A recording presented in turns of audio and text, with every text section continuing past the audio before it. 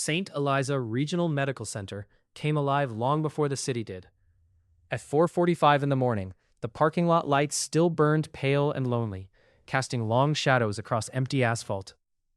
The automatic door slid open with a quiet hiss, welcoming the first wave of staff into the building's sterile calm. Emily Carter stepped inside without hesitation.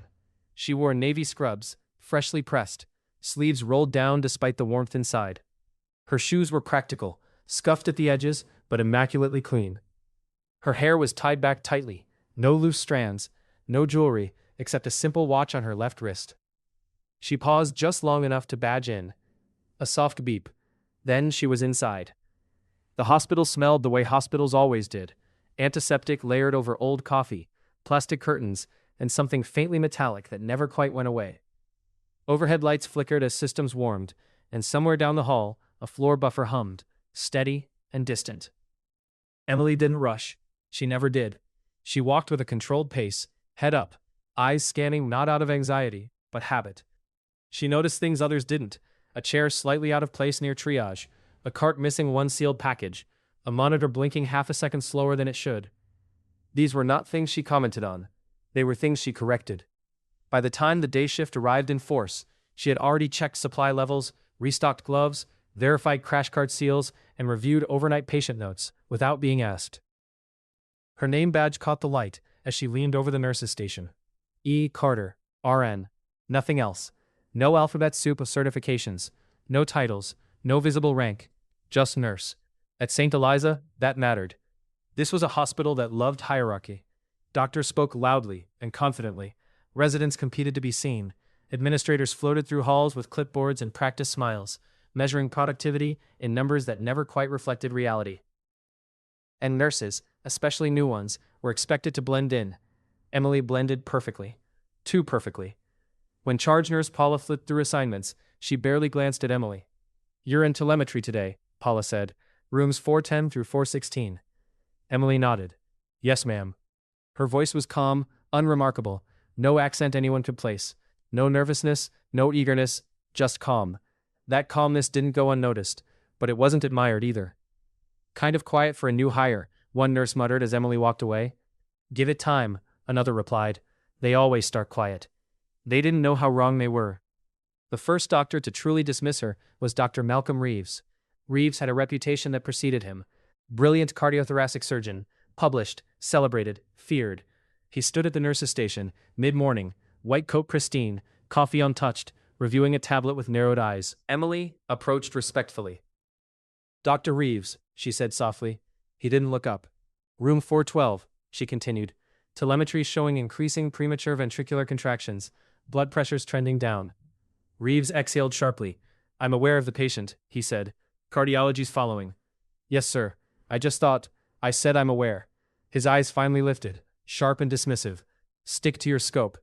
The words landed heavier than they sounded. Emily nodded once. "Yes, sir." She stepped back, hands folding loosely in front of her as she returned to her station.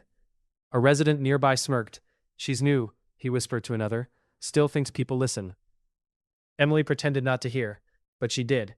She heard everything. By midday, the hospital had filled with noise. Monitors chimed, overhead announcements echoed, stretchers rolled across polished floors. Emily moved through it all like a steady current beneath choppy water. In room 414, she noticed a patient's breathing pattern change before the monitor registered it. She adjusted oxygen, called respiratory therapy early, and prevented a rapid response from ever being needed. No one thanked her. In room 410, she caught a medication dosage discrepancy during handoff. Pharmacy called 2 minutes later to confirm the error. Still, no acknowledgement. At lunch, she sat alone, not because anyone told her to, but because no one thought to sit with her. A pair of residents passed by. "She's competent," one said quietly, "but nothing special." Emily sipped her water, listened, and waited, because somewhere deep inside her, behind the calm, behind the silence, she knew something no one else did. St. Eliza had never tested her yet. And when it did, everything would change. By the second week, Emily Carter understood the rhythm of St. Eliza better than most people who had worked there for years. She learned which elevators stalled for 3 seconds between floors, which attending physicians snapped under pressure, and which ones froze, which administrators smiled while documenting everything, which residents talked confidently and listened very little. And she learned very quickly where she stood, invisible, until something went wrong. Morning rounds were where hierarchy sharpened its teeth. Doctors swept through units like storms, white coats billowing, voices loud and decisive. Residents clustered behind them, tablets in hand, nodding at the right moments. Nurses hovered at the edges, expected to anticipate needs without interrupting authority. Emily stayed where she was supposed to. She spoke only when necessary. When she did, her observations were precise, clear, clinical. They were almost always ignored. In room 415, an elderly man recovering from cardiac surgery showed subtle neurological changes, slight asymmetry in his grip, delayed response to questions. Emily documented it carefully. She mentioned it during rounds. The neurologist waved it off. Post-op fog. Common. Emily nodded. 2 hours later, the man coded from an undiagnosed stroke. No one connected the dots. Not publicly. At the nurse's station afterward, Emily updated charts quietly, while voices buzzed around her. Should have caught it sooner, a resident said. Emily's fingers paused for half a second, above the keyboard. Then resumed. Administration noticed her too, but not in the way anyone hopes to be noticed. A week after she started, she was called into a small conference room with frosted glass walls. A woman from HR sat across from her, posture rigid, smile thin. We've had feedback, the woman said. Emily folded her hands in her lap. Yes, ma'am. The woman cleared her throat. Some physicians feel you're overstepping. Emily waited. You've raised concerns directly during rounds. That can be disruptive. I was reporting patient changes, Emily said calmly. Of course, but protocol suggests concerns should go through charge nursing first. I understand. The HR representative nodded, satisfied. We just want to make sure you're integrating smoothly. Emily stood when the meeting ended. I appreciate the guidance. Outside the room, she exhaled slowly through her nose. She had integrated into far worse systems than this. She said nothing. The mocking was quieter than outright hostility. It came in glances, in tone, in what wasn't said. A resident laughed once when she double-checked blood products. You expecting a war zone? He joked. Emily didn't respond. Another time during a trauma drill, she positioned herself at the patient's head automatically. An attending frowned. Let the doctors lead. Emily stepped back immediately. Just compliance. That, more than anything, unsettled them. People expected defensiveness, pushback, apologies. Emily gave none of it. She accepted dismissal the way she accepted gravity, as a fact of the environment. At night, when the hospital slowed, the masks slicked. Nurses talked more freely. She's not scared of anything, one whispered during a lull. I saw her during that car crash intake, another said. Didn't even blink. She's old for a new hire, someone added. Wonder what she did before this. Speculation floated, but never landed. Emily never joined the conversations. She charted, cleaned, prepared. When alarms went off, she was already moving. When panic rose, hers never did. One evening, near the end of a long shift, a teenager came in with a deep laceration from a construction accident. Blood pooled faster than expected. The resident assigned hesitated, hands shaking slightly. Emily stood nearby. Apply direct pressure, she said quietly. I know that, the resident snapped. Emily stepped back. The bleeding worsened. The attending took over. Voice sharp, movements rushed. When it was over, the resident's hands were still trembling. Emily handed him a towel. He didn't thank her. But later another nurse leaned in. You could have fixed that faster, she whispered. Emily met her eyes. That wasn't my call. The nurse studied her for a moment. Where did you learn to stay that calm? Emily's answer was simple. Practice. Late that night, as rain tapped against the windows, Emily stood alone in the supply room, restocking sutures. The fluorescent lights buzzed faintly overhead. She rolled her shoulders once, slowly. For just a moment, her hand brushed the faint scar beneath her sleeve. Her jaw tightened. Then the moment passed. She finished restocking, pushed the cart back into place, and returned to the floor. St. Eliza still didn't know who she was, and it was getting dangerously comfortable with that ignorance. By the third week, the small things began to stand out. Not to the people who mattered most, but to those who watched closely. Emily Carter moved through St. Eliza with a kind of muscle memory that didn't belong to civilian hospitals. Her hands went where they needed to go before her eyes did. When alarms sounded, she turned toward the right room without checking the board. When equipment malfunctioned, she adjusted it with quick, practiced motions, as if she'd learned to make do with worse. Once, during a night shift, the power flickered for half a second. Most people froze. Emily didn't. She reached for the flashlight clipped inside her pocket before the emergency lights even kicked on. The charge nurse noticed. "Always prepared, huh?" she said lightly. Emily gave a small nod. Habit. During a pediatric intake, a young boy came in after falling from a playground structure. He was crying hard, more from fear than pain, but his breathing was shallow, uneven. The attending focused on the obvious injury, a fractured wrist. Emily knelt slightly, bringing herself to the child's eye level. "Can you tell me where it hurts the most?" she asked gently. The boy pointed to his chest. Emily's gaze sharpened. She listened, counted, noted the irregular rhythm beneath her fingertips. She spoke quietly to respiratory therapy, before the doctor noticed anything was wrong. A chest contusion was diagnosed minutes later. The boy never decompensated. The attending nodded at the chart, satisfied. He never looked at Emily. Another night, an intoxicated man was brought in after collapsing outside a bar. He thrashed, shouted, cursed at staff. Security hovered nearby, tense. Emily stood just outside his reach, posture relaxed. She spoke calmly, clearly, her voice cutting through the chaos without rising. "Sir, look at me." He did. She didn't flinch. His aggression ebbed, just slightly. Later, security asked, "How'd you do that?" Emily shrugged. "People escalate when they feel cornered." That answer lingered longer than it should have. The residents began to notice something else too. She never panicked during trauma codes. Not once. Even experienced nurses showed signs, raised voices, hurried movements, eyes darting between monitors and physicians. Emily didn't. She focused on the patient, not the noise, not the authority in the room, just the body in front of her. "Have you worked ER before?" a resident asked her quietly one night. "Yes. Big hospital? Different environment." That was all she offered. The most unsettling moment came during a training session. A trauma instructor demonstrated emergency airway access on a model, explaining cricothyrotomy technique. Emily watched intently. Too intently. When the instructor fumbled slightly with the model, Emily instinctively stepped forward. "If you angle 2 degrees lower," she said softly, "you'll avoid the cartilage resistance." The room went silent. The instructor stared at her. "How do you know that?" Emily hesitated. "I've seen it done wrong." The instructor laughed awkwardly. "Well, let's stick to the manual," he said, waving her comment away. But afterward, 2 nurses whispered. "That wasn't textbook," one said.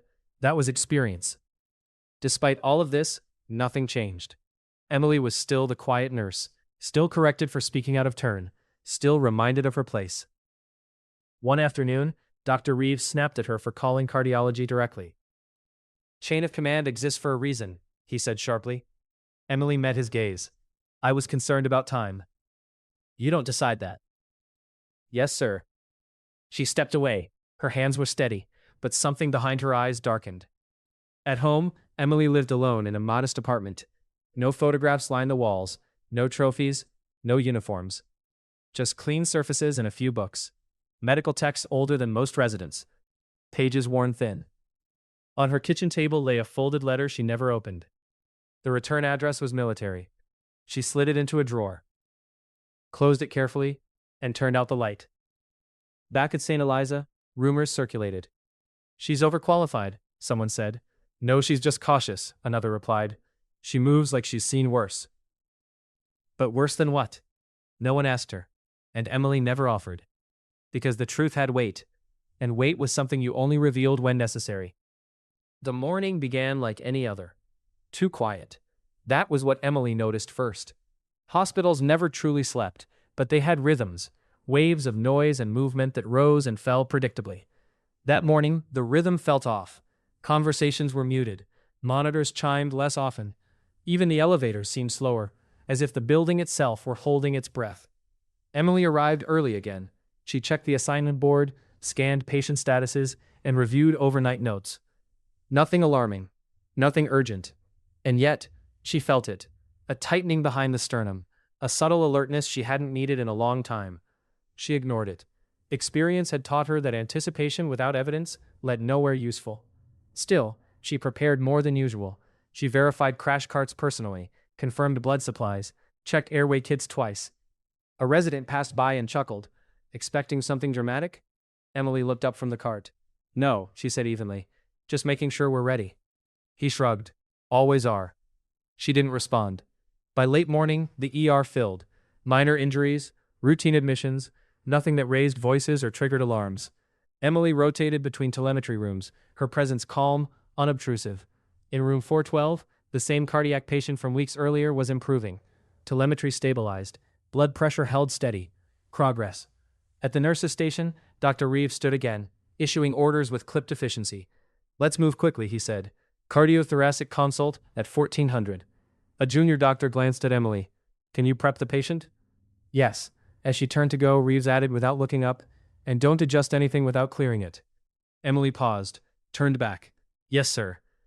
Just before noon, a storm rolled in. Rain hammered the windows hard enough to blur the city beyond recognition. Thunder echoed faintly, rattling the glass. Emily noticed how the sound seemed to sharpen the air inside the hospital. Staff moved faster. Voices grew louder. Weather always did that.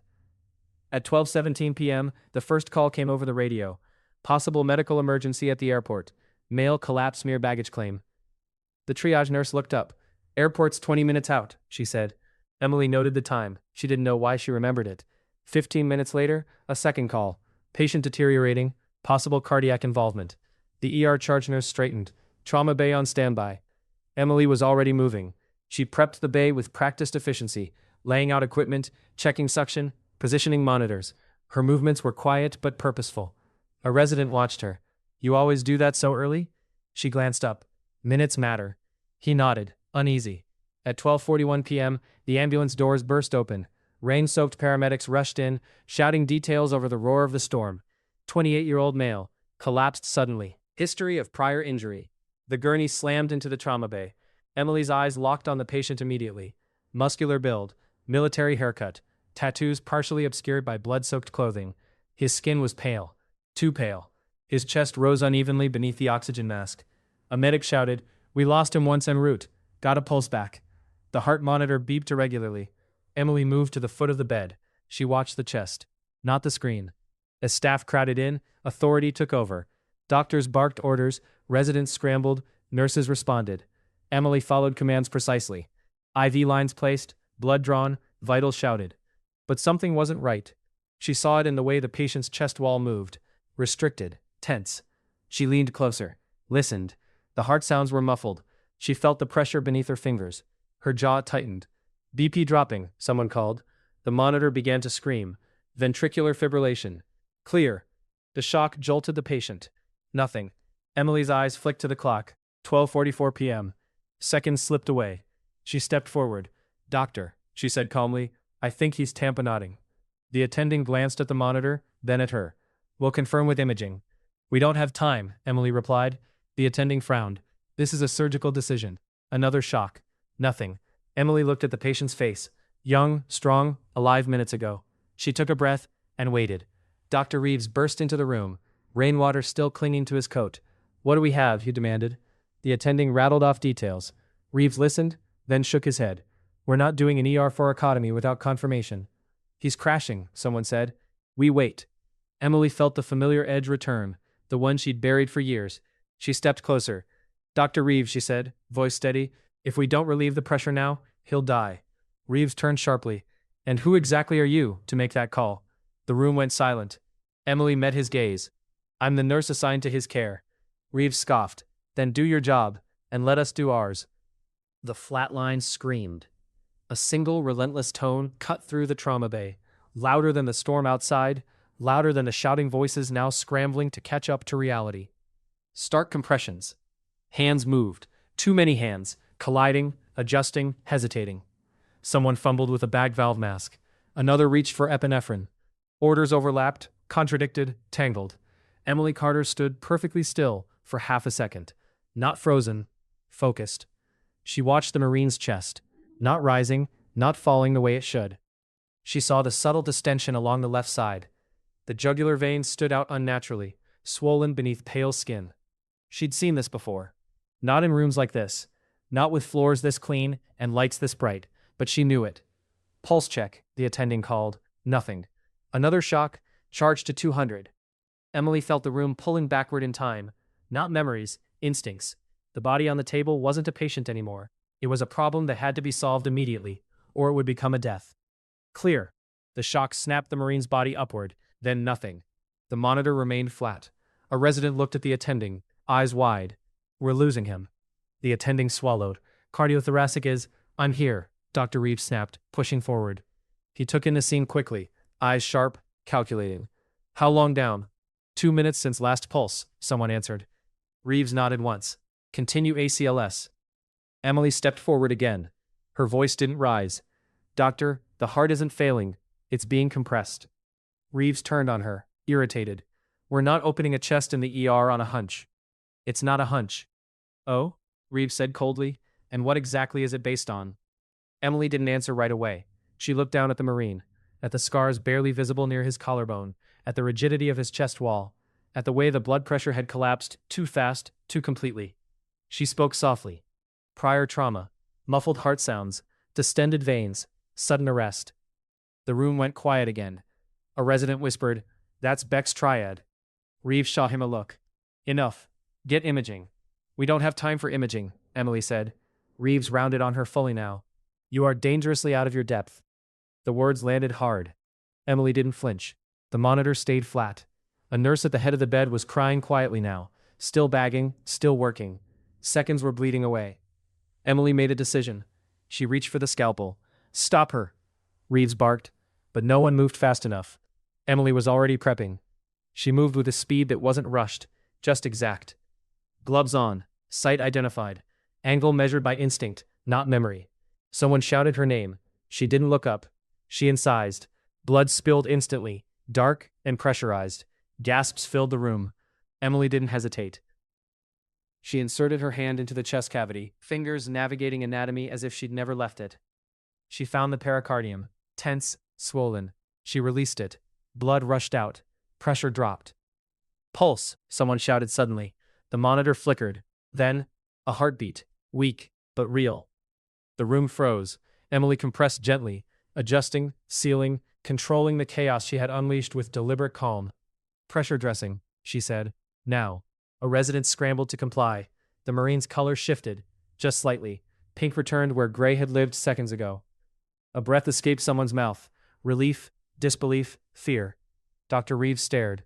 What did you just do? He demanded. Emily withdrew her hand carefully, blood coating her gloves. Relieved cardiac tamponade. Her voice was steady, clinical, not triumphant. Reeves' face flushed. You violated every protocol in this hospital. He was dead, Emily said quietly. Silence swallowed the room. The Marine's heart continued to beat. Not strong, but alive. They transferred him to the ICU under heavy guard. Word spread fast. Too fast. By the time Emily finished scrubbing in the sink, the hallway buzzed with whispers. Did you see that? She opened his chest. She's just a nurse. Who does that? Dr. Reeves didn't wait. Security arrived before she dried her hands. Emily Carter, one said, uncomfortable. You're to come with us. She nodded, removed her badge, placed it gently on the counter. No argument, no defense. As they escorted her down the hallway, staff parted like water. Some stared, some avoided her eyes. One nurse whispered, Thank you. Emily didn't respond. She walked out into the rain. Inside the ICU, the Marine lay sedated, stable. A military liaison stood at the foot of the bed, staring at the chart. Who performed the emergency intervention? He asked. A resident hesitated. It was a nurse. The liaison looked up slowly. A nurse? Yes, sir. The liaison picked up his phone. I need to make a call. Outside, Emily stood beneath the hospital awning, rain soaking her scrubs. She didn't look back. She had crossed a line. She knew the cost. She also knew the Marine was alive. That was enough. Inside St. Eliza, the hospital did what institutions always did when something unthinkable happened. It closed ranks. In a small administrative office on the third floor, Dr. Malcolm Reeves stood with his arms crossed, jaw tight, eyes burning with controlled fury. Across from him sat the ER attending, the charge nurse, and a risk management representative who had been pulled out of a meeting mid-sentence. What she did was reckless, Reeves said flatly. This is not a battlefield. This is a hospital. The risk manager nodded, pen already moving. An unauthorized invasive procedure is a serious liability. She had no credentials for that level of intervention, Reeves continued. If the patient dies, we're exposed. The attending cleared his throat. But he didn't die. Reeves shot him a look. That's not the point. Silence followed. Heavy, uncomfortable. No one wanted to say it out loud, but they all felt it. the creeping realization that hesitation, not action, had almost killed the Marine. Down in the ICU, the mood was different. Machines hummed softly, the lights were dimmer, controlled.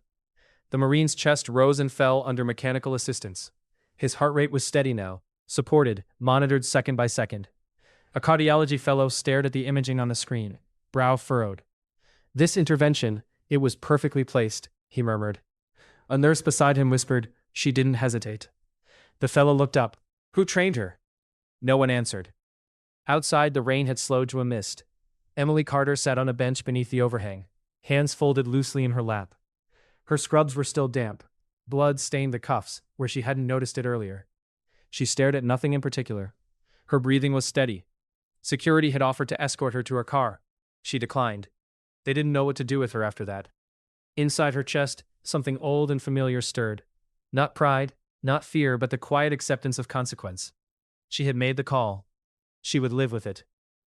Back upstairs, administration convened an emergency meeting. Phones buzzed, emails flew. Legal language replaced medical terminology with alarming speed. We need to suspend her access immediately, someone said. It's already done, HR replied. Badge deactivated. Good. Document everything. No one asked why she'd been able to do what she did. No one asked how. Those were uncomfortable questions. In the ICU, a man in a dark uniform entered silently. His posture was rigid, his expression unreadable. He studied the Marine, then the monitors, then the notes. Who authorized the intervention? He asked quietly. The charge nurse hesitated. No one, she said. She acted. The man nodded slowly. And who is she? The nurse swallowed. Emily Carter, registered nurse. The man didn't move for several seconds. Then he stepped aside and made a call. Emily remained outside until the sky darkened fully. When she finally stood, her knees protested slightly. She ignored it. Walked to her car. Drove home in silence. She showered, changed, folded her scrubs carefully, as she always did. She didn't check her phone. She didn't turn on the news. She sat at her kitchen table, hands wrapped around a mug that had gone cold. For the first time in years, she allowed herself to remember the sound of helicopters. At St. Eliza, the evening shift arrived, to an atmosphere thick with tension. Whispers followed nurses down the hall. She saved him. She's done. Reeves is furious. What if she hadn't acted? That last question hung unanswered. At 9:43 p.m., black SUVs rolled into the hospital parking lot. No lights, no sirens. Just presence. Security stiffened. Administrators straightened their jackets. Something was coming. In the ICU, the Marine's heart rate remained stable. A nurse adjusted his IV and whispered, "You're safe now." She didn't know if that was true. Not yet. Upstairs, Dr. Reeves was still talking. We cannot allow staff to freelance medicine, he said. If we do, chaos follows. The risk manager nodded. Then a security officer appeared in the doorway. There are visitors, he said carefully. Reeves frowned. What kind of visitors? The room went silent. Down the hall, boots echoed softly on polished floors. Not hurried, not aggressive, measured, purposeful. The sound made people straighten, without knowing why. Emily Carter wasn't there to see it. But if she had been, she would have recognized it instantly, the sound of authority that didn't need to announce itself. The boots stopped, outside the administrative conference room. Inside, Dr. Reeves was mid-sentence, his voice sharp with practiced certainty. And regardless of outcome, protocol violations must have consequences. The door opened. A uniformed officer stepped in first, followed by two men in civilian attire whose posture alone marked them as military, long before their credentials were visible. One wore the subdued insignia of a colonel on his collar. The other carried a leather folder, worn at the edges, held with the kind of care reserved for things that mattered. The room stood, not because anyone said to, but because instinct demanded it. The colonel's gaze swept the room once, cool and assessing. "I'm Colonel James Holloway," he said. His voice was calm, unraised, but it carried. "United States Marine Corps." No one spoke. "I'm here regarding Staff Sergeant Daniel Reyes." Dr. Reeves cleared his throat. "He's currently under intensive care." "Yes," Holloway said. "I know." He turned slightly, nodding to the man with the folder. "We're conducting a preliminary inquiry." The risk manager tried to smile. "Of course, we're cooperating fully." Holloway's eyes flicked to him. "Good. Then, who performed the emergency thoracic intervention?" Silence stretched.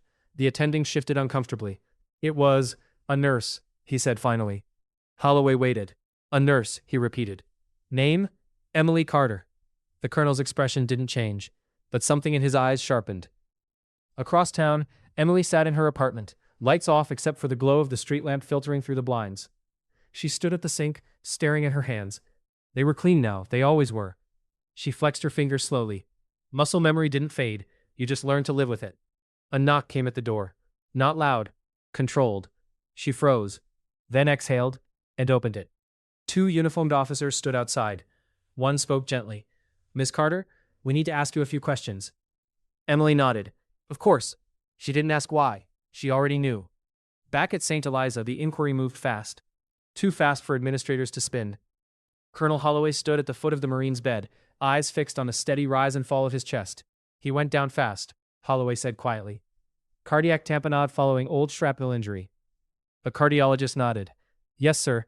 It was well handled. Holloway turned slowly. By a nurse. The cardiologist hesitated. Yes. How long would he have lasted without intervention? The cardiologist swallowed. Minutes, maybe less. Holloway nodded once. Then he looked at the chart and frowned. In the hallway, Dr. Reeves paced. This is being blown out of proportion, he muttered to the risk manager. The military has no authority over hospital staffing. The risk manager didn't respond. She was watching the colonel through the glass, watching him read. Emily sat at her kitchen table while the officers asked their questions.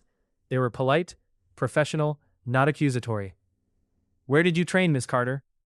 She answered carefully. Medical school overseas. Continued education through various programs. Military affiliation? She paused. Yes. They waited. She didn't elaborate. Medical. They exchanged glances. One officer closed his notebook. Thank you for your time. Emily nodded. They stood. At the door, one hesitated. For what it's worth, he said quietly, Staff Sergeant Reyes is alive. Emily closed her eyes briefly, then nodded again. Back at the hospital, the man with the folder finally spoke. Colonel, he said, I found something. Holloway took the folder, opened it. Inside were records, not hospital ones, military. His eyes scanned the pages quickly, then stopped. His jaw tightened. He looked up. Dr. Reeves, he said calmly. Did you know Nurse Carter previously served as a combat surgeon attached to Marine units in 3 active war zones? The words landed like a physical blow. Reeves stared. That's impossible. Holloway turned the folder so he could see. Commendations, after-action reports, casualty survival rates that defied averages. Reeves' face drained of color. She never said she wasn't required to, Holloway replied. The room was silent. The colonel closed the folder gently. She performed an emergency field thoracotomy under fire, he continued. Saved multiple Marines, including this one. He gestured toward the ICU. She left service quietly, declined honors, requested anonymity. He turned back to Reeves. And today she did exactly what she's always done. Reeves swallowed. Why wasn't this disclosed? Holloway's gaze was steady. Did you ask? That night, St. Eliza stopped whispering, because whispers were no longer enough. The truth had arrived. The conference room felt smaller now. Not because anyone had moved, but because certainty had. Dr. Reeves sat down slowly, as if the air had thickened around him. The risk manager's pen had stopped moving. No one spoke. No one quite knew how. Colonel Holloway broke the silence. Staff Sergeant Reyes went into cardiac arrest due to delayed complications from shrapnel injuries sustained 5 years ago, he said. The scar tissue made diagnosis difficult, but not impossible. He looked at the attending physician. Your team hesitated. The attending opened his mouth, then closed it. Holloway turned to the charge nurse. She didn't. No, sir, the nurse said quietly. She didn't hesitate at all. Holloway nodded once. That hesitation, he continued, would have cost a Marine his life. The risk manager finally spoke. Colonel, while we respect the service, Holloway raised a hand. I'm not here for respect, he said evenly. I'm here for accountability. The word echoed. In the ICU, the Marine stirred. His eyelids fluttered beneath sedation. His fingers twitched slightly. A nurse noticed immediately. Vitals holding, she whispered, almost reverently. For the first time since arrival, hope felt solid. Across town, Emily sat alone in her apartment. The silence was heavy now, not peaceful. Her phone buzzed. Once, twice. She didn't answer. She knew the hospital would call eventually. They always did. What mattered was that the Marine was alive. Everything else was noise. Back at St. Eliza, the inquiry deepened. Department heads were summoned, logs reviewed, emails pulled. The narrative administration wanted, reckless nurse, protocol violation, began to fracture, because evidence has a way of doing that. A cardiology fellow spoke up. She identified tamponade before anyone else, he said. Clinically, without imaging. A trauma nurse added, her incision was textbook, better than textbook. Someone else said, she controlled the bleeding faster than I've ever seen. Each sentence pushed the balance further. Dr. Reeves said nothing. The colonel closed the folder. She is not your liability, he said. She is your failure. That landed hard. Effective immediately, Holloway continued. This incident will be reported through military medical review, independent of your internal process. The risk manager stiffened. You can't. We can, Holloway said simply. And we will. Emily's phone rang again. This time she answered. Ms. Carter, an administrator said, voice strained. We'd like you to come in tomorrow morning. Emily leaned back in her chair. For what purpose? There have been developments. I'm no longer employed, Emily said calmly. There was a pause. That's under reconsideration. Emily closed her eyes. I'll come, she said. But I won't argue. After the call ended, she sat very still. She wasn't afraid. She was tired. That night, Dr. Reeves stood alone in his office. Diplomas. Framed articles. None of them looked the way they used to. He replayed the moment again and again. Her voice, her certainty, his dismissal. He had been wrong, and worse, he had been wrong loudly. By morning, the story had spread beyond St. Eliza, not publicly, but institutionally. Calls were made, names were recognized, reputations quietly reevaluated. Emily Carter's past, once buried by choice, now moved through channels she hadn't touched in years. And every time it did, it left the same impression. Respect. When Emily returned to the hospital the next day, she didn't wear scrubs. She wore simple clothes. Professional, neutral. As she walked through the automatic doors, staff stopped talking. Eyes followed her. Some with awe, some with guilt, some with something like gratitude. She didn't look at any of them. She walked straight ahead, toward the room where her future waited. The conference room, on the third floor, had been rearranged overnight. The long table was cleared of coffee cups and casual clutter. Folders were stacked neatly at each seat. A small recorder sat in the center, its red light dark, for now. Emily Carter entered quietly. She took the chair closest to the door, as if by habit, hands folded loosely in front of her. Her posture was straight, composed. She did not look around the room to gauge reactions. She did not need to. Across from her sat Dr. Reeves, rigid and pale. To his left, the hospital's chief administrator. To his right, legal counsel. At the far end of the table stood Colonel Holloway, hands clasped behind his back. No one spoke at first. The air felt charged, like the seconds before a storm breaks. The administrator cleared his throat. Ms. Carter, he began. Thank you for coming in on such short notice. Emily nodded. The administrator continued, carefully. There has been a review of yesterday's incident. Emily said nothing. Colonel Holloway shifted slightly. With your permission, he said, I'll be direct. The administrator nodded stiffly. Holloway turned his attention to Emily. Staff Sergeant Reyes is stable, he said. He regained spontaneous cardiac activity due to your intervention. Emily closed her eyes for a brief moment, then opened them. I'm glad, she said simply. Holloway watched her closely. You are aware that your actions violated hospital protocol? Yes, Emily replied. And that you were removed as a result? Yes. No defensiveness. No justification. Just acknowledgement. Holloway turned back to the table. However, he continued, had protocol been followed without deviation, Staff Sergeant Reyes would be dead. The recorder clicked on. Dr. Reeves leaned forward suddenly. Colonel, he said, voice tight. This hospital cannot operate on battlefield rules. We have standards. Holloway met his gaze. And yet, he said, when the battlefield arrived at your door, your standards failed. The words hung there. The administrator interjected quickly. This isn't about assigning blame. It's about ensuring safety and compliance. Holloway's voice remained calm. Safety was ensured by the person you escorted out of your building. Emily stared at the tabletop. She didn't look at Dr. Reeves. She didn't need to. The legal counsel spoke next.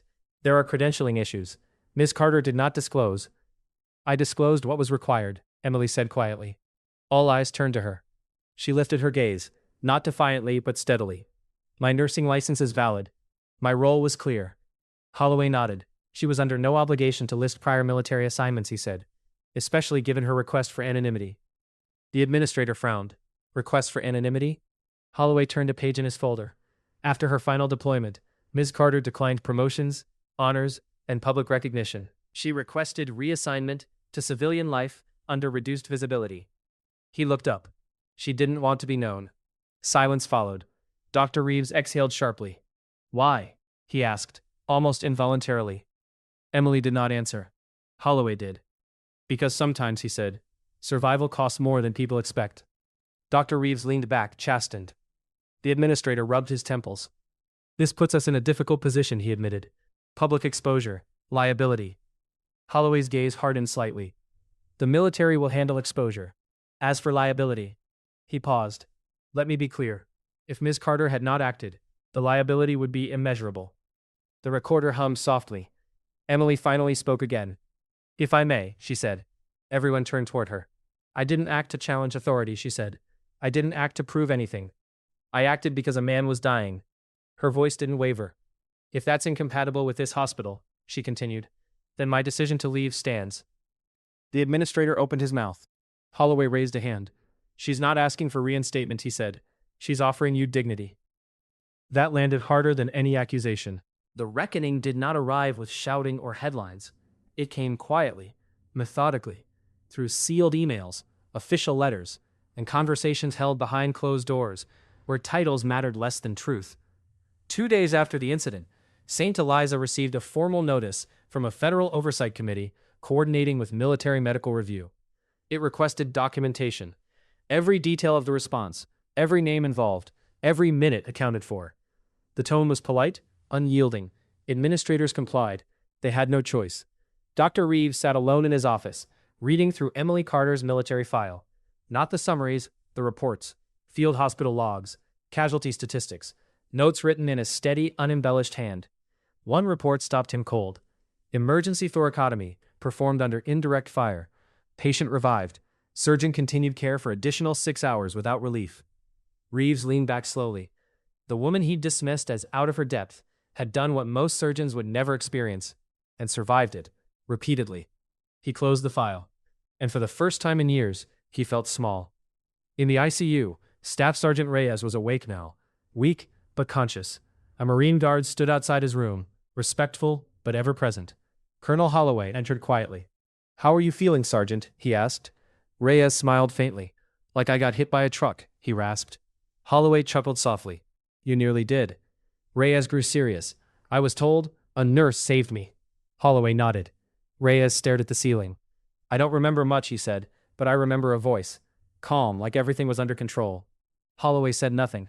"That's battlefield calm," Reyes added after a moment. "You don't get that in classrooms." Holloway's jaw tightened. "No," he said, "you don't." Meanwhile, word spread among staff. Not gossip, respect. Nurses who had worked alongside Emily began to connect moments they hadn't understood at the time. The way she'd moved during drills, the way she'd spoken to patients in crisis, the way she'd never panicked. She wasn't just trained, one nurse said quietly. She was forged. The consequences followed, not publicly, but decisively. Dr. Reeves was placed on administrative leave pending review. The attending physician received formal reprimand and mandatory retraining. Hospital protocols were rewritten to include emergency override pathways for qualified personnel, regardless of title. No press release announced it, but everyone felt it. Emily, meanwhile, had returned to her routine. She volunteered at a small community clinic on the outskirts of the city, unpaid, anonymous. She taught basic emergency care to school nurses and first responders. She corrected mistakes gently, never mentioned St. Eliza, never mentioned the Marine. When asked about her background, she smiled politely. "I've seen a few things," she said. That was all. A package arrived at her door. No return address. Inside was a folded Marine Corps flag, carefully pressed, immaculate. A note rested on top. "Because of you, I'm still here. Semper Fi." Emily sat at the table for a long time. Then she folded the flag and placed it in the drawer with the unopened letter. She didn't cry. She didn't smile. She breathed. At St. Eliza, a new orientation began. New nurses gathered in the same conference room where Emily had once been reprimanded. A senior administrator spoke. "We value vigilance," he said. "We value courage, and we value speaking up, no matter your title." Somewhere in the back, a nurse whispered, "That wasn't always true, but it was now." Colonel Holloway made one final visit. He stood outside the hospital, looking up at the glass facade. "They'll never say thank you," he murmured to himself. Then he turned and walked away. Emily stood in a classroom days later, demonstrating emergency airway management to a group of trainees. Her hands were steady, her voice calm.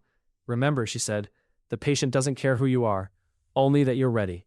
The room was silent. Justice rarely looks the way people imagine it will.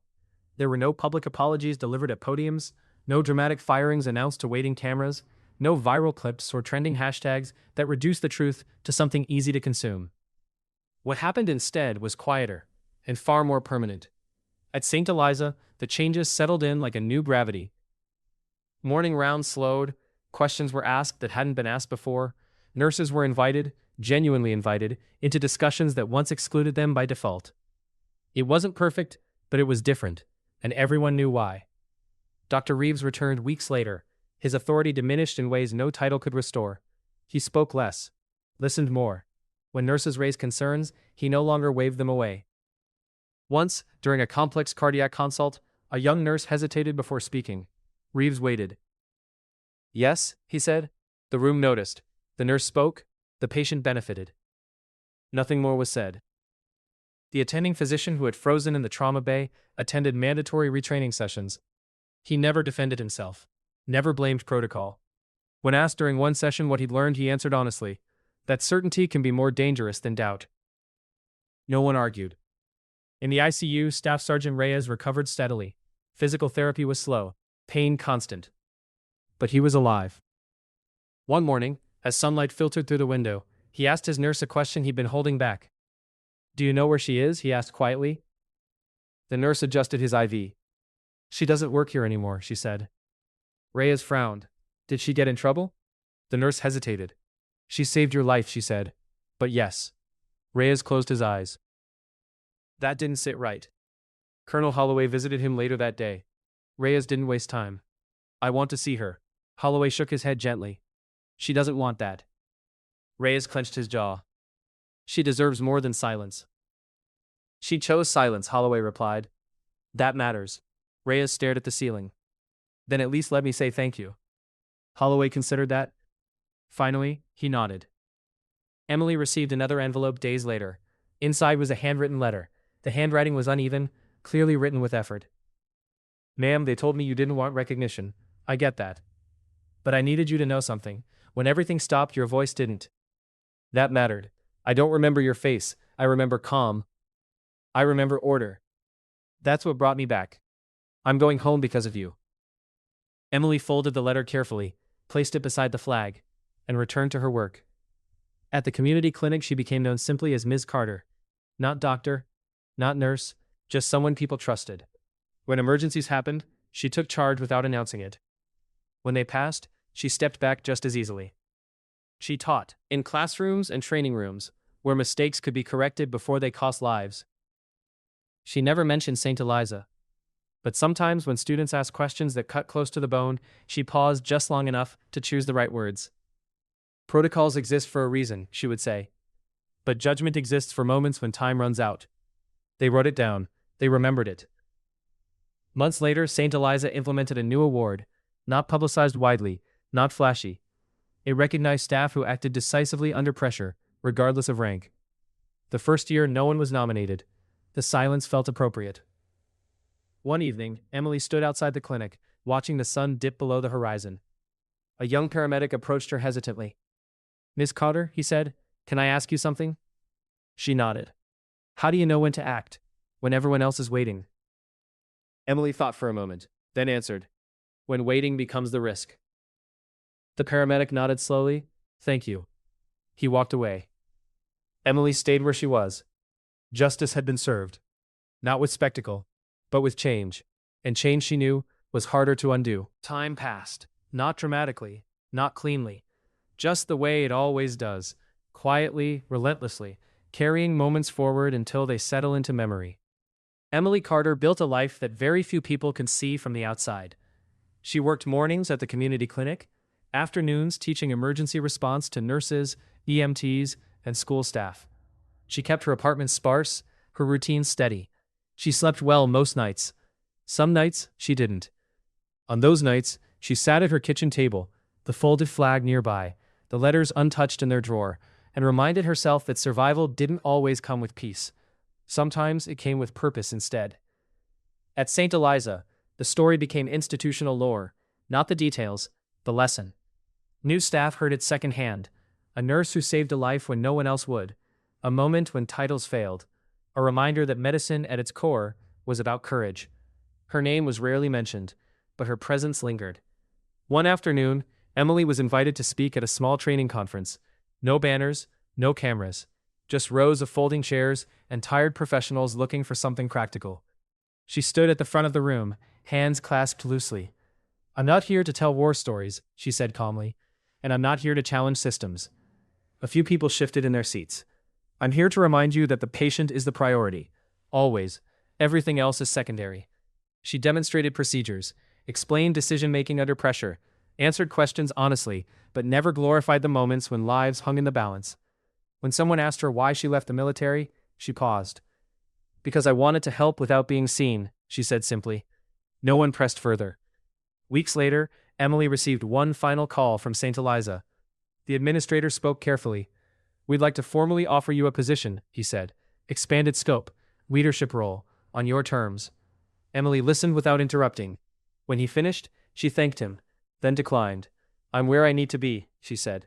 There was no bitterness in her voice, just certainty. On a quiet evening, Emily stood in the clinic after everyone had gone home. She wiped down surfaces, turned off lights, locked doors. As she stepped outside, she noticed a small plaque mounted near the entrance. "In honor of those who act when seconds matter." No names. She smiled faintly.